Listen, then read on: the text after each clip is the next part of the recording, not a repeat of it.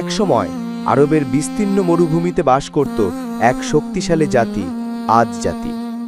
তারা ছিল শারীরিকভাবে বিশাল, শক্তিতে অদম্য, পৃথিবীতে কেউ তাদের মতো ছিল না। কিন্তু শক্তি তাদের অহংকারে অন্ধ করে দেয়। তারা আল্লাহকে ভুলে গিয়ে গড়ে তোলে নিজস্ব দেবতা। তখন আল্লাহ পাঠালেন তার নবী হুদ আলাইহিস সালামকে। তিনি ডাক দিলেন, এক আল্লাহকে মানো, তবেই বাঁচবে। কিন্তু আজ জাতি হাসল, উপহাস করল, বলল, আমাদের মতো শক্তিশালীকে কে হারাতে পারে? তাদের এই অহংকারী ডেকে আনলো আল্লাহর গজব।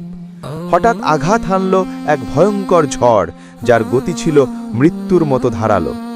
7 রাত 8 দিন ধরে সেই ঝড় তাদের সবাইকে ছিন্ন ভিন্ন করে ফেলল।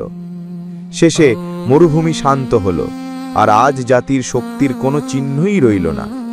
আজ জাতির পতন আমাদের জন্য শিক্ষা। অহংকার যতই বড় হোক, আল্লাহর গজব তার থেকেও বড়।